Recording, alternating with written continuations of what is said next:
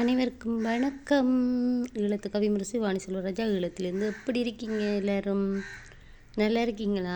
சந்தோஷமாக இருக்கிறீங்களா? நல்லா இருக்கணும். உங்களோட பிள்ளை குட்டிகளோட சந்தோஷமாக இருக்கணும். உங்களுடைய என்னுடைய வாழ்வு மேலும் சிறப்பாக அமைய என்னுடைய வாழ்த்துக்கள். உண்மையாகவே நீங்கள் எல்லோரும் நல்லா சந்தோஷமாக இருக்கணும். என்னுடைய கருத்து என்னென்னு சொன்னால், ஒரு சிலர், எல்லாருக்கும் இல்லை, ஒரு சிலருக்கு மட்டும் தெரிஞ்சும் தெரியாமல் இருக்கீங்களா, இல்லை தெரியாமல் தான் இருக்கீங்களா என்றது எனக்கு தெரியாது. ராமர் 10 அவதாரம் எடுத்துக்கொண்டவர். அதில் ஒரு அவதாரமாக ராமர் அவதாரம் எடுத்தவர். அது வரலாறாக காவியமாக இருக்குது. அது தப்பில்லை. அந்த எழுதப்பட்ட எழுத்துகளில் ராமர் எவ்வளோ புனிதம், சீதாம்மா எவ்வளோ புனிதம் என்று எல்லாருக்கும் தெரியும். அதே மாதிரி ராவணன் ஒரு கதாநாயகன் இருந்தால் ஒரு வில்லன் இருக்க தான் வேணும். சரி, ராவணன் செய்தது தவறு, நான் இல்லைன்னு சொல்லலை. என் முப்பாட்டன் ராவணன் செய்தது தவறு தான். ஆனால் ஒரு விஷயம், அவர் அந்த வில்லத்தனம் இல்லைன்னு சொன்னால் அந்த வரலாறே தெரியாது. அந்த கதாபாத்திரத்துக்கு, கதாநாயகனுக்கு கருத்தே அவர் தான். சரியா? இப்போ நான் விஷயத்துக்கு வரேன். ராவணன் இலங்கையை ஆண்டிருக்கார். அது எத்தனை பேருக்கு தெரியும், தெரியாது. அதுக்கு முதல் குபேரன் ஆண்டது. ஈழத்தை பொறுத்தளவு இலங்கைக்கு ஈழம் என்று இருக்கு. இலங்கை என்று தான் அந்த கதையில், ராமன்ற கதையில் இருக்கு. இலங்கைக்கு வந்தார், சீதையை காப்பாற்றினார். வந்த இடங்கள் தெரியும். அசோகவனம் இலங்கையிலான்னு இருக்கு. அவர் இலங்கையெல்லாம் கடத்து கொண்டு வச்சவர். அப்போ ராவணன் எங்கே இருந்தவர்? இலங்கையிலே இருந்தவர், இலங்கையை ஆண்டவர்ன்றது தெரியும். தெரியாது, இனி தெரிஞ்சு கொள்ளுங்க. சரியா? முக்கியமான விஷயத்துக்கு வரேன். ராமர் புனிதமானவர், சீதாம்மா புனிதமானவர், ஆஞ்சப்பாவும் புனிதமானவர். நாங்கள் எந்த தவறும் சொல்லலை. அதுக்காண்டி ராவணன் தவறில்லை. அவர் ஒரே ஒரு கெட்ட எண்ணம் அந்த பெண்ணை அடைய நினைத்தது. அது அவர மகள். அந்த மகள், அவர் வளர்ந்தா அந்த மகளுக்கு அவரால் ஆபத்துன்னு தெரிஞ்சு அவங்க நாடு கடத்துனவங்க. இந்த கதை யாருக்கும் தெரியுமோ தெரியாது. தெரியாதுக்கு தெரிஞ்சு கொள்ளுங்க. அது ஒரு பக்கம் இருக்கட்டும். அது அவருக்கு தெரியாது. அவர் ஒரு பெண் மேலே ஆசைப்பட்டார். அவர் கொண்டு வந்தார். ஆனால் கல்யாணம் கட்டினவரா?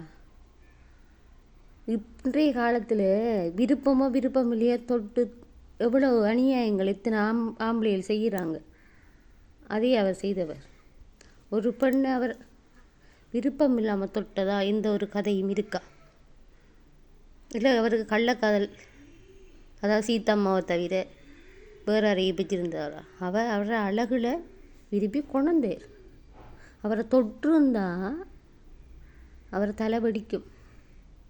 அவருக்கு அந்த சாபம் இருக்கு. அப்போ அவையே தொடலை, சீதாம்மாவை தொடலை. சரியா? அப்போ அவர் சீதாம்மாவை தொடவே இல்லை. அவர் அந்த மண்ணோட, சீதாம்மா இருந்த பூமியோடு தூக்கி கொண்டு இலங்கையில் வச்சார்.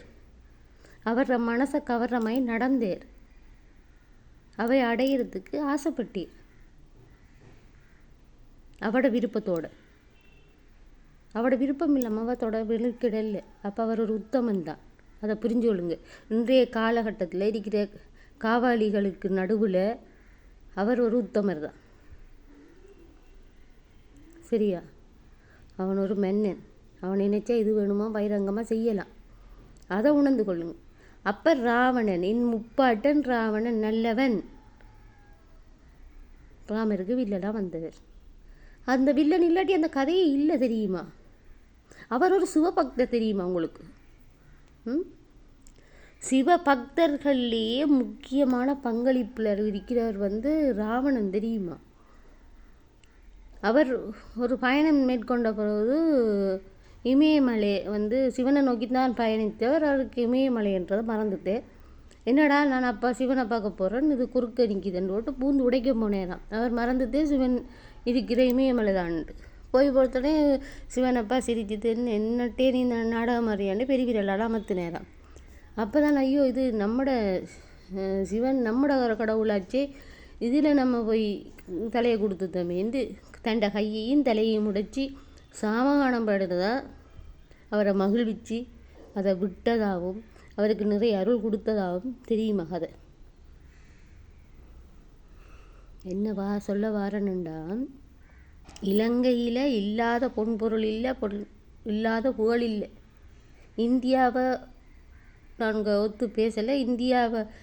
இந்தியாவில் நிறைய புனிதங்கள் இருக்கு. அதே மாதிரி இலங்கையும் குறைஞ்சது இதாக இல்லை. ஈழமும் எங்களோட ஈழமும் குறைஞ்சது இல்லை. எல்லாத்துலேயும் சிறப்பு. மலைகள் இருக்கட்டும், கடல் இருக்கட்டும், ஆறு இருக்கட்டும், குளம் இருக்கட்டும், எல்லாத்துலேயும் சிறப்பு.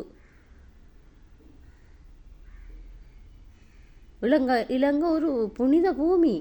அது வெளி வருது இல்லை. தமிழன் ஆண்ட பூமி, பரம்பரையாக தமிழன் ஆண்ட பூமி. தமிழண்ட அன்புகார் சார்ந்த அவனோட குண இயல்புகளால் மற்றவங்களுக்கு இடத்தை அழிச்சு அவன் அழியப்பட்டான். அவன் இடத்தை கொடுத்து அன்பு பாசம் கருணை என்று காட்டி அவன் ஒதுக்கப்பட்டான். அதுதான் சரித்திரம். நல்லவங்களுக்கு தெரியும், கெட்டவங்களுக்கு அதை பற்றி கதைக்க வேண்டிய அவசியம் இல்லை. இது என்னுடைய உள்நோக்கம் என்னன்னு சொன்னால், எதிர்வரும் கால சந்ததிக்கு இது மறைக்கப்படக்கூடாது. ராவணன் என்றவர் சிலைகள் வைக்கப்பட வேண்டும்.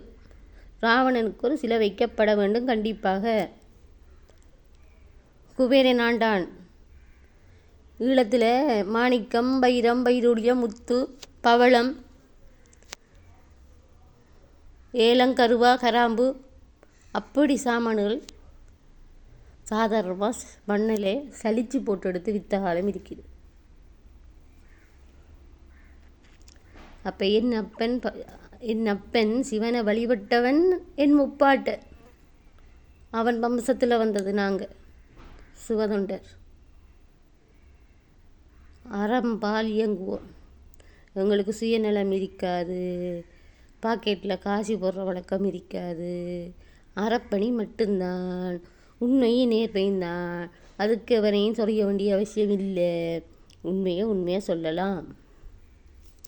அப்போ என் பாட்டன் முப்பாட்டன் ராவணனுக்கு சிலை வைத்தே ஆக வேண்டும். அப்போதுதான் மக்கள் உணர்வார்கள் சிவன் இப்படி ஒரு ஆண்ட மன்னன் இருக்கிறான் என்று. திருகோணமலையில் ஒரு மலை இருக்குது. சிவன் திருகோணமலை கோயிலுக்கு போயிருக்கீங்களா? அதில் ஒரு மலையில் ஒரு வெட்டுப்பட்டிருக்கும். ராவணன் வெட்டுன்னு சொல்லுவாங்க. என்னத்துக்கு வெட்டுறது?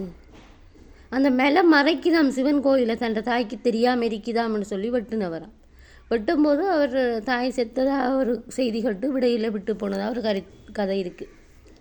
அந்த தாய் சிவனை வழிபட ஆசைப்பட்டும் அது அமையலைட்டு சொல்லி இப்போ அவர் சமாதி அதுக்கு நேரே ஒரு மலையிலே அதுக்கு நேரே இருக்கிற இடத்துல சமாதி உருவாக்கப்பட்டு அவரை உருவமும் உருவாக்கப்பட்டு ரெண்டையும் உண்டாக்கி வச்சிருக்காங்களாம்ன்ற ஒரு கதை இருக்கு. அது ஒரு விஷயம். இன்னொரு விஷயம், கிண்ணியாவில் தண்ணி இருக்கு. தன் தாய்க்கு கிரியை செய்கிறதுக்காண்டி வெண்ணூறு விட்டு கிணறு அந்த மடு தோண்டு தண்ணி எடுத்து அந்த கிரியை செய்தா இருக்கு வரலாறு. அது எத்தனை பேருக்கு தெரியும்? அவர் ஒரு பெரிய உயரமான ஒரு மனிதன். தேட தைரியம் எல்லாம் இருந்தது. சிவபக்தன். அவன் ஒரு தலை 10 தலை என்று சொல்கிறாங்க. அது எந்தளவு சாத்தியம் எனக்கு தெரியும். அவருக்கு ஒரு தலை. அவர் 10 தலை உடைய ஒருவருக்கு ஒரு அறிவு இருந்தாலே அது ஒரு அறிவு தான். அது 10 அவருக்கு இசை நாடகம் என்ற பல கலைகளும் தெரியும். அது ஒரு 10 மனுஷனுக்குரிய வேலைகளை அவர் செய்வார் என்றதால் 10 தலை ராவணன் என்று சொல்கிறாங்க. ஆனால் இன்னொரு கதையில் அவருக்கு 10 தலை இருந்ததாக இருக்கு. அவர் பெற்ற வரமாக இருக்கும். எனக்கு அதை பற்றி தெரியாத விஷயங்களை விவாதிக்கிறது எனக்கு விருப்பம் இல்லை. ராவணன் என்றவர் ஒருவர் இருந்தவர். ராவணன் என்றவர் என் முப்பாட்டன், வேறு யாரும் இல்லை, என் முப்பாட்டன். ஈழத்தில் இருந்தவர். அவர் ஒரு சிவபக்தர். ஈழம் ஒரு சிவபூமி. தாந்தோண்டீஸ்வரர் கோயில்கள் இருக்கின்றது. அப்போ என் முப்பாட்டன் ராவணனுக்கு கோயில் கட்டியே ஆக வேண்டும். சரியா? இப்போ விஷயத்துக்கு வரேன். அப்போ அந்த ஒரு சின்ன தவறு செஞ்சதால் அவனை கெட்டவன் என்று நீங்கள் ஒதுக்கப்படாது ராவணரை. சரியா? இதுதான் விஷயம். அவரை கெட்டவன் கெட்டவன் கெட்டவன் கூட மகா பார்வையில் கொண்டு கொண்டு கொண்டு வச்சதாலான்னு வேற இப்போ தள்ளி வச்சு கொண்டுட்டீங்க. அதுக்கான தான் நான் இப்போ சிலையே வைக்க சொல்லி கேட்குறேன். நீங்களே நான் சொன்ன இதுகளை பாருங்கள். சீதாமாவை அவர் மண்ணோட தான் தூக்குனவர். அவரை தொட்டால் அவையை தொட்டால் அவரை சுக்குநூறாக மண்டை உடையும்ன்றது கதை வரலாறு, உண்மையும் தான்.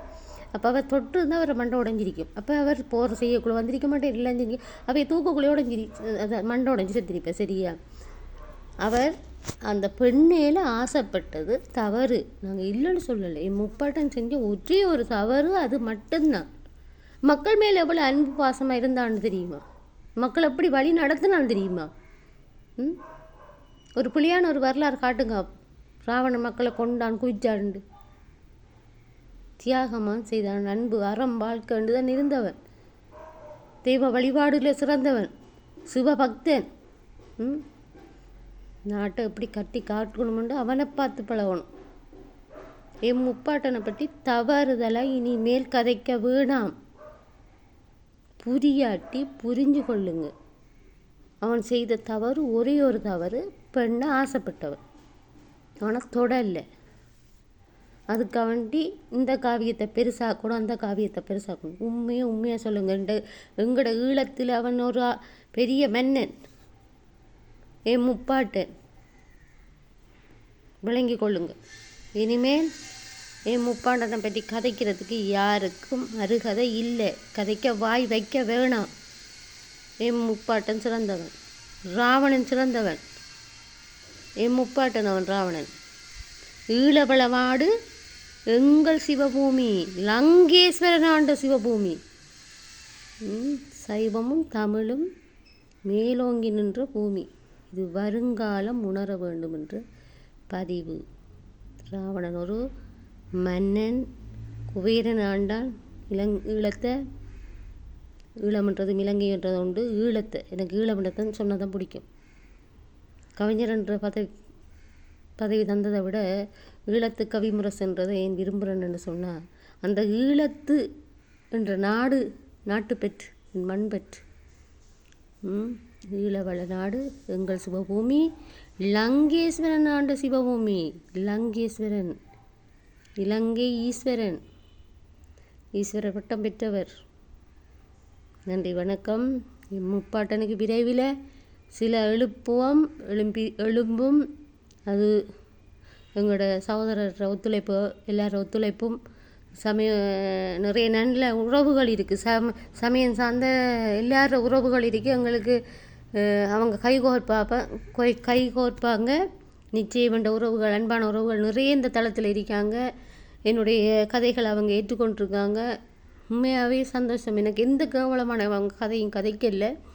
இந்த ஒரு அனர்த்தமான கதைகள், சில கதைகள் வந்ததால் இந்த பேச வேண்டிய கட்டாயம் எனக்கு அதை பேசணும்ன்ற அவசியம் இல்லை. என் முப்பாட்டனை பற்றி கதைக்கிறதுக்கு இவருக்கும் அருகதை இல்லை. எல்லாரும் சந்தோஷமாக இருக்கணும். எல்லாம் என்ற மக்கள், எல்லா நாட்டு மக்கள் எல்லாரும் என்னுடைய உறவுகள். நீங்கள் யாரும் உங்களை கொச்சப்படுத்துகிறோம் இல்லை. நீங்கள் எல்லோரும் சந்தோஷமாக இருக்கணும், எல்லோரும் நல்லா இருக்கணும். சைவத்தை கொச்சப்படுத்தக்கூடாது. என் முப்பாட்டனை பற்றி கொச்சப்படுத்தவே கூடாது. அவனுக்கு வெகு விரைவில் சில அமைக்கு தர வேண்டிய பொறுப்பு உங்களோட அன்பு உறவுகள் ஒவ்வொருவர் கையிலையும் இருக்குது. உங்களுடைய கட்டாயமும் அதுதான். நன்றி, வணக்கம். எல்லாரும் பெருமான் அப்பன் சிவன் அருள் இருந்தால் இதுவும் நடக்கும். நன்றி. ஈழத்து கவிமுரசு வாணி செல்வராஜா. நன்றி.